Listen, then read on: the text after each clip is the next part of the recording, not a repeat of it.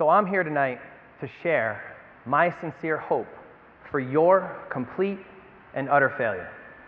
I want you to fail, and I want you to fail. And in the back row, I didn't forget about you. I want you to fail as well. I want everyone here tonight to fail. Now, as a dad and an elementary school principal, I wish for the same thing for all my kids. I not only hope that they fail, I encourage them to do so. And the reason for this is simple. I believe that the way society views failure to be totally and completely wrong. You see, most people, they view failure as final, as a conclusion, as a reflection of who and what they are. In a word, well, most people, they think failure sucks. But it's not their fault. We've had this drilled into our heads from our earliest days in school.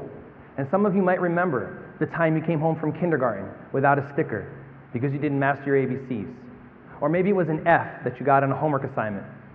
Or possibly a below average score on a standardized test. Failure has been seen as frightening and, worst of all, defining. My position is these attitudes send a dangerous and destructive message that tells us that failure is bad and that we should avoid it at all costs. Well, I'm here to tell you that message is wrong and our views of failure are all wrong as well.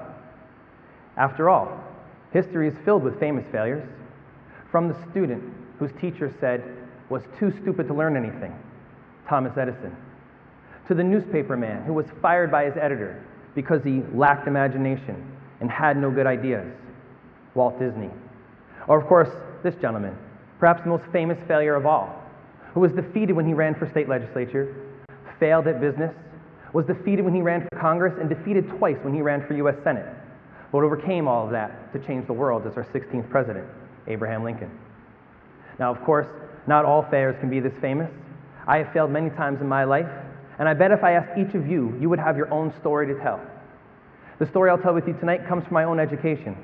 You see, I breezed through elementary and middle school, earning only A's and B's, always thought of as one of the smartest kids in my grade.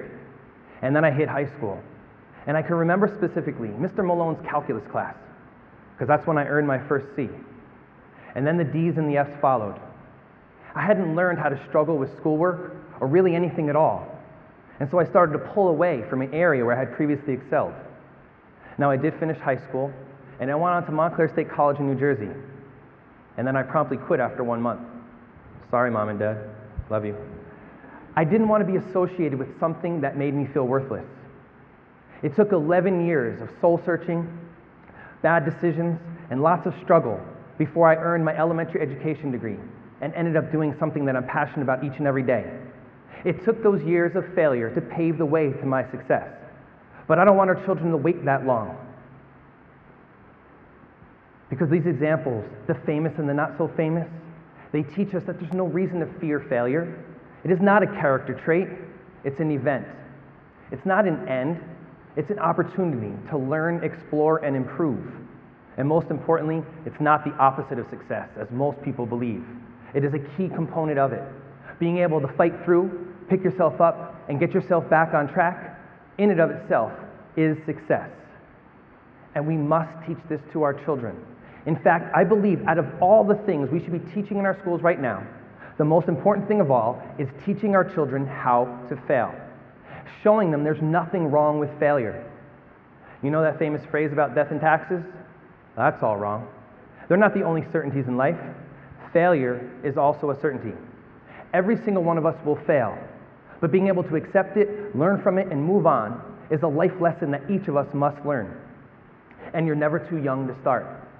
Therefore, encouraging and embracing failure is the single most important change that we need in education today. See, what happens in schools is previous failures, they add up to doom a student to fail again. Or even worse, to get it lodged in here, so that they're even afraid to try again tomorrow. And what a shame that is, at the lost opportunities, because people felt labeled as failures.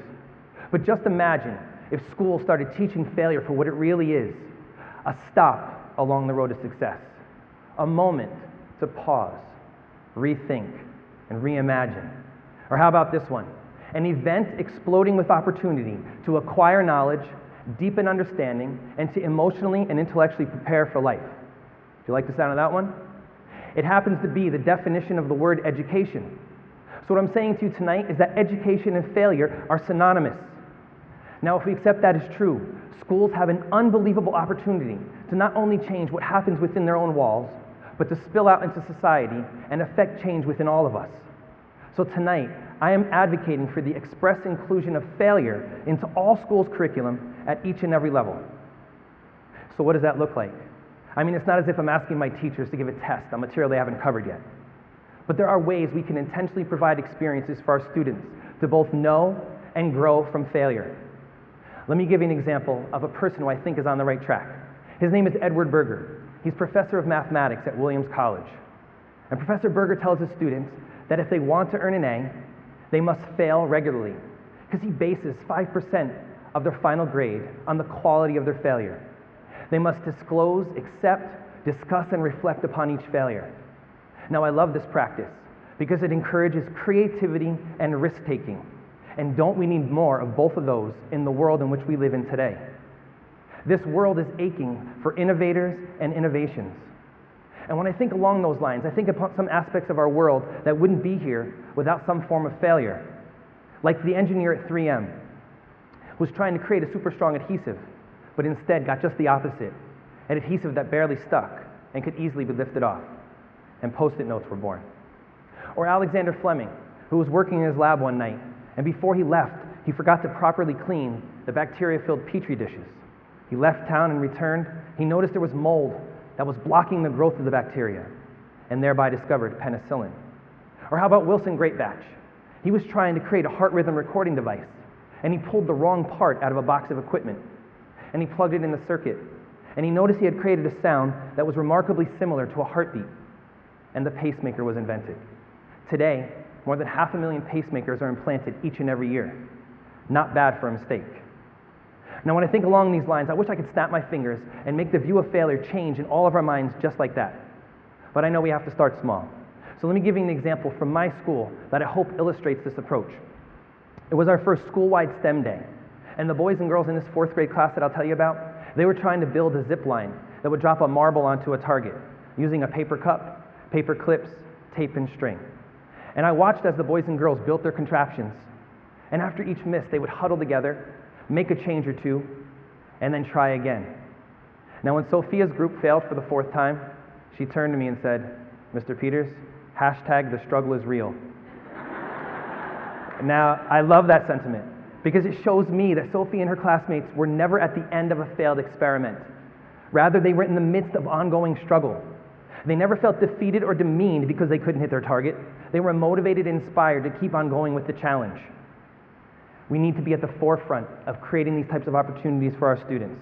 The sooner they experience and learn from their own failures, the sooner we will have students and individuals capable of overcoming any obstacle in their way and handling any adversity that is thrown in front of them. Now, I wish I had a classic Hollywood happy ending for you about Sophia and her group's efforts, but that's just not the case. You see, try as they might, they just couldn't hit that red and white target. I lost track of time, and I lost track of how many attempts they actually made that day. And through it all, they didn't approach anything near success. By every accepted definition, they had failed. However, there is hope. Because before I left class that day, I watched as Sophia and her group approached their teacher, begging to give up recess time the next day. These boys and girls were willing to give up their own free time to give the challenge another shot. Now, if that's not the definition of success, then I don't know what is. There are many ways that we can provide these types of opportunities for our students.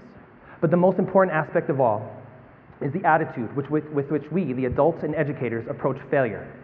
At my school, I talked to my teachers about this concept and asked them to go back to the class and to celebrate, share, and learn from their failures and their students' failures.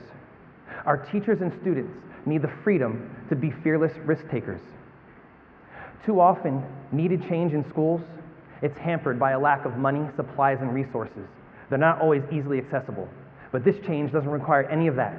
It simply requires a change both here and here. How you think and how you feel about failure. The other great thing about this change is that while we can celebrate failure on a STEM day, it doesn't matter if you're in a 3rd grade math class or a high school history class or a master's levels course at a university. Failure can, and dare I say, must be celebrated, learned from, shared each and every day in each and every class.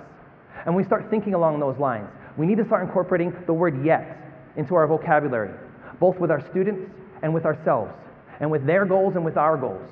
as in, you did not meet that objective yet. But with effort and analysis, thought and commitment, you can overcome any obstacle and ultimately find success. Now, I wish I could stand up in front of you and say, I really hope for your success, and I want to hand the world off to you, but that's just not the case. Because I want you to know struggle. I want you to experience the frustration of not solving your problem or creating your idea on the first try, or the second try, or even the 14th try. I want each and every one of you to fail. Fail magnificently. Fail spectacularly. Fail gloriously, mind-blowingly, amazingly. Failure is not only an option, failure is a necessity so that you may succeed. Thank you.